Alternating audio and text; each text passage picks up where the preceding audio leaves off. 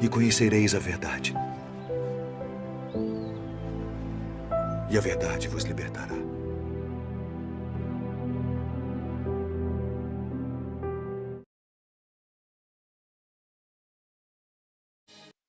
Bendito seja o nome do Senhor. E graças a Deus que nos dá a vitória por Jesus Cristo, nosso Senhor. Eu estava com minha esposa, as nossas filhas estavam no banco de trás, e aí foi um erro meu. Eu fui ultrapassar um caminhão, sinalizei, joguei o carro para a esquerda para ultrapassar, mas eu cometi um vacilo grande. Eu não olhei o retrovisor. Eu tinha olhado há pouco tempo, não vinha carro nenhum, mas eu devia ter olhado de novo, mas eu realmente fui displicente. E quando eu joguei para a esquerda, que eu olhei no retrovisor, mas eu já tinha saído para a esquerda, eu vi que vinha um outro carro já ultrapassando na faixa da esquerda. E aí eu rapidamente voltei e ele freou, voltou também. Mas quando esse moço que estava atrás de mim me ultrapassou, aí ele ultrapassou xingando. Eu não sei o que ele xingou, até porque eu estava com meu ouvido fechado, mas com certeza não foi um elogio. Ele me xingou, fez um gesto obsceno, mas eu fiquei ali, mãos fixas no volante, as duas mãos e a boca fechada. Me controlei, mas eu confesso para você que por dentro eu estava fervendo, eu estava a ponto de explodir. Você já passou por uma situação assim também? Em que você se sente ofendido, agredido, inclusive também humilhado? E foi assim que eu me senti naquela hora, quando o camarada passou xingando, fazendo um gesto obsceno, mas eu continuei ali parado. E aí uma das minhas filhas disse assim: pai, o que houve? E eu disse: olha, eu fui displicente aqui, e o camarada atrás aí teve que frear, por isso que ele passou aí chateado, me xingando. A minha outra filha disse assim: pai, ele não xingou, não foi você. Eu disse: foi, filha, porque eu errei aqui, ele se aborreceu. Ela disse: não, ele não xingou você. Ele xingou o motorista, pai, do carro. Ele nem lhe conhece. Eu fiquei assim pensativo e ela me disse uma frase que eu nunca mais esqueci. Ela disse assim: pai, eu tenho certeza que se ele te conhecesse, ele não te xingaria. Ele xingou, não foi você, ele xingou o motorista do carro. Ele não lhe conhece. Eu tenho certeza que se ele lhe conhecesse, ele não lhe xingaria. Claro que minha filha foi gentil comigo, né? Foi generosa comigo.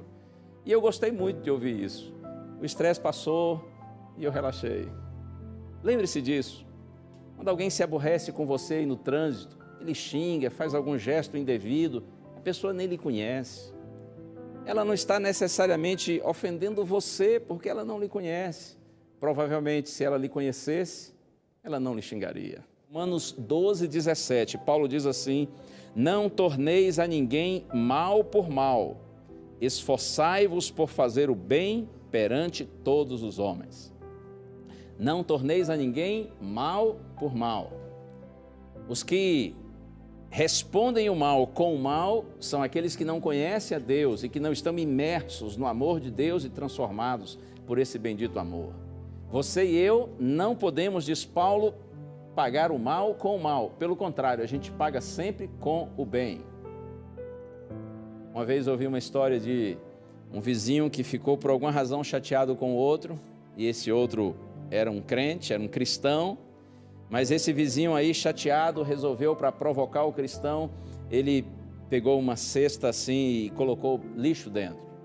Restos de comida que já estavam há muito tempo ali jogados, que já estavam apodrecidos. E pegou também o lixo do banheiro e colocou dentro, misturou tudo e jogou tudo dentro de uma cesta assim, e foi lá e despejou na porta do vizinho, para provocá-lo. E aí no dia seguinte, quando o vizinho sai de casa, viu aquela cena, teve que tirar tudo, limpar tudo. E aí na noite seguinte, o vizinho cristão preparou uma cesta e colocou nela várias frutas. Frutas assim bem bonitas, selecionadas. Frutas bem saudáveis, bem gostosas, e fez uma cesta linda e colocou lá na porta do vizinho.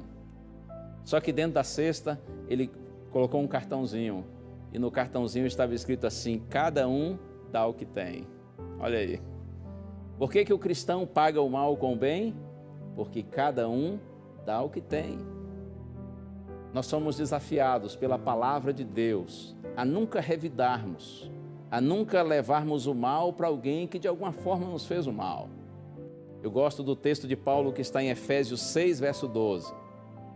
Ele diz assim: nossa luta não é contra sangue e carne, mas sim contra principados e potestades, contra dominadores deste mundo tenebroso, contra forças espirituais do mal, diz o apóstolo Paulo, nas regiões celestes. No contexto de Efésios, capítulo 6, Paulo está falando a respeito do fato de que todos nós estamos inseridos num conflito espiritual. E a ideia de Efésios 6 é de que nesse conflito espiritual no qual estamos todos inseridos, as armas para combater os inimigos espirituais também são armas espirituais. Paulo está enfatizando a necessidade do estudo da palavra, da oração. É esse o contexto de Efésios 6. Mas eu quero usar apenas a primeira frase de Paulo e aplicá-la para essa nossa reflexão. Quando ele diz assim: nossa luta não é contra sangue e carne. Em outras palavras, Paulo está dizendo assim: nossa luta não é contra pessoas, não é contra gente. Você já reparou que muitas vezes há pessoas que passam a vida inteira lutando contra outras pessoas, lutando contra gente, lutando contra sangue e carne? Os nossos inimigos, diz Paulo, não são pessoas, não é gente que é nosso inimigo. Nós temos outros inimigos, grandes inimigos, inimigos espirituais, são os demônios.